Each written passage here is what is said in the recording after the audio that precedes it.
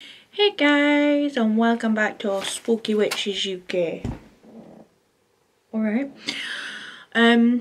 before I get into today's video, I need you to go ahead and smash that subscribe button for me so you can keep seeing my face on your screens. And also, the views on my video are starting to go up and up, so please share with all of your friends. Today's video is going to be slightly different. So I'm going to tell a few spooky real life events from places all over the world. The ones that I've got are off a website called countryliving.com. I'll make sure to link that in the description. So yeah, remember, once we hit 100 subs, I am going to be doing a giveaway on my Facebook page and my Instagram, so make sure to look out for that. But that's only going to happen once I hit 100 subs. So let's get to 100 subs, hopefully before August, because then it'll have been a year since I started my channel. We can do this, guys. But yeah, so let's start. So number one is the story of Sloth Furnaces in Birmingham, Alabama. So a bit of background. Birmingham, Alabama was founded in 1871, 5 years after the Civil War, and with it the need for tons of pig iron to fix America's crumbling infrastructure. To satisfy the demand, Colonel James Withers Sloss started construction on Sloth Furnaces. A year later, the company opened its doors to hundreds of employees, according to its official website. Working on blast furnaces was an advanced job. No, get down the stairs. Jack! Back off, you spooky bitch! I apologise. Working on blast furnaces was an advanced job, and it was also dangerous, and that danger was soon realised as many workers started being incinerated in the furnaces and falling to their deaths. So conditions only worsened in July of the early 1900s. Yeah, after a cruel foreman named James Slag Wormwood took a job at Sloss. Wormwood took dangerous risks in order to increase production, and as a result nearly 50 employees died on site, and many were involved in terrible accidents during his tenure. Allegedly, in retaliation, his workers tossed him into the furnace in 1906. Now, if you've watched Ghost Adventures, they did an episode at Sloth Furnace. It was a really good episode, and they go into this. You can still tour the grounds today. While there, you might just hear the voice of Slag telling his employees to get back to work, along with other paranormal occurrences. Sloss even hosts a Fright Night every year around Halloween that's based heavily on the Slag story. But yeah, definitely go watch that Ghost Adventures episode. So the next one is the Crying Lady in Dakota. The Dakota, an apartment building in New York City, has been home to many rich and famous residents since it opened back in 1884. John Lennon and Yoko Ono moved into the building in 1973, and John was also assassinated outside the structure on the 8th of December 1980. Before his death, John claimed he saw a crying lady ghost roaming the halls. Then after John died, Yoko, who still lives in the building, said she witnessed John's ghost sitting at his piano. Yoko says John told her, "Don't be afraid, I'm still with you." Number 3, which would be the Bell Witch. I have already covered this one, but just to recap it. The Bell Witch inspired films like An American Haunting and The Blair Witch Project. they are both based on the story. So way back in the early 1800s, a man named John Bell moved his family to an area in Tennessee called Red River, which is now known as Adams, Tennessee. After they had settled into the new home, some peculiar things started happening. The Bell family began hearing some bizarre noises, including dogs barking, chains rattling, rats chewing, and a woman whispering. Soon, that woman became known as the Bell Witch, and many people believe she's the ghost of a former neighbour of the Bells, Kate Batts. Now, Batts and the Bells had a dispute over land, and she had sworn vengeance on the Bell family before she died. Later on, Bell died from poisoning, and it's rumoured to be the work of the Bell Witch.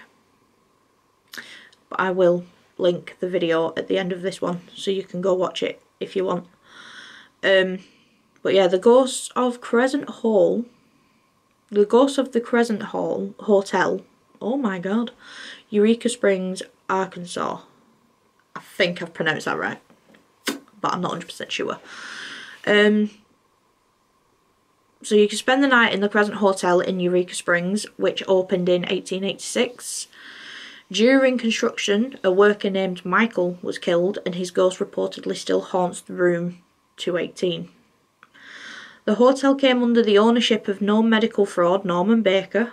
This is another one, Ghost Adventures covered this, in 1937, who fancied himself a doctor. He turned the hotel into the Baker Cancer Hospital, claiming to have the cure for the disease, which obviously he did not. The patients who died under his care were buried right in the hotel's basement, which served as a makeshift morgue. He was arrested in 1940, but his patient's spirits are still said to remain. Because the hotel is still open, guests often say they see apparitions and hear noises during their stays. But again, yeah, Ghost Adventures covered this one. It was a really good episode, actually. I think it's one of the newer episodes from the past, like, 2 or 3 years. It might have been last year, to be fair. The next one is Hugging Molly in Abbeville, Alabama. So this one starts off saying it's best to stay home when the sun sets in Abbeville, Alabama, if you want to avoid hugging Molly's chilly embrace. As the legend goes, beginning in the early 1900s, an oversized figure clad in all black began roaming the streets at night looking for unsuspecting victims. Once she fixates on someone, she hugs this person and screams ever so loudly into their ears. Many people have recounted stories of being chased by what they believe was Hugging Molly. Local parents have even taken advantage of the story to keep their children in line. The town embraces its nighttime warden, proudly calling itself the home of Hugging Molly. There's even a family-friendly restaurant named after her. Oh. And we will do one more. This is the Surrency House Ghost in Surrency, Georgia. The Surrency clan began experiencing paranormal activities in present-day Surrency, Georgia in the 1870s.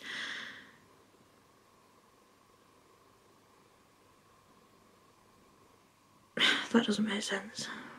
But anyway, family members reported witnessing objects flying across the room, hearing laughter and hearing crying, and seeing red eyes staring into the house.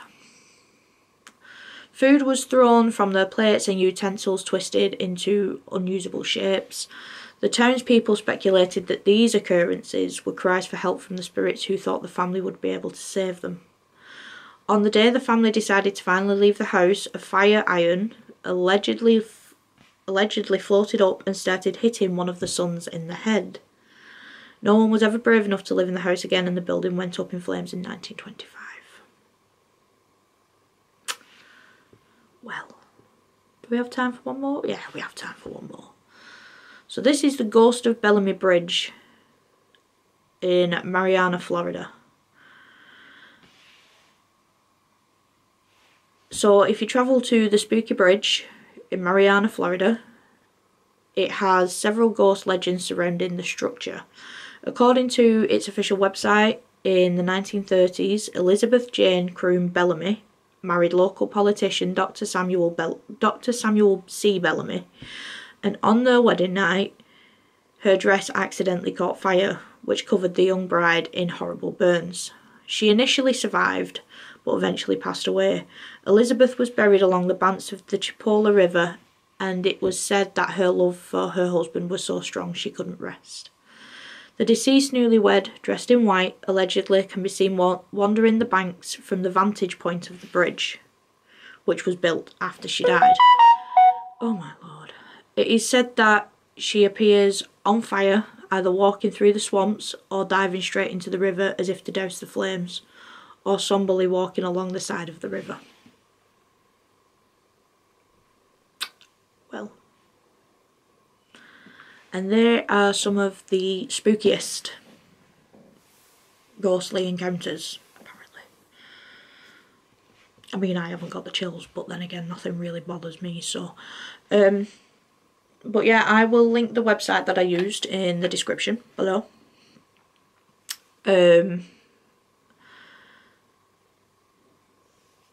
On Saturday, I'm not sure whether to do a murder mystery or to go into details about the all the crystals that I own.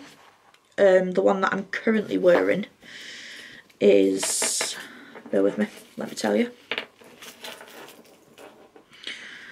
I don't know them all off by heart, you see, yet. So this one is, it's a success and prosperity stone with energies of good fortune and luck. It's a joyful stone used to combat negative energies, and I need that right now. But yeah, so Saturday's going to be a surprise for you as much as it is me, because I have no idea yet. But on that note, I'm going to wrap this up for today. I hope you enjoyed today's video. Let me know if you want me to go into details about some of these places. Definitely go watch out the Ghost Adventures episodes on Sloth Furnace, and I want to say it's called the Crescent Hotel. Definitely go watch them, because they're really good episodes. I'm a big fan of Ghost Adventures anyway, because who wouldn't be, Zach Bagans. Anyway, yeah, I hope you guys have a wonderful rest of the day, or rest of the evening, whichever time you're watching this. Don't be afraid of the things that go bump in the night. Until next time, stay spooky witches. Bye.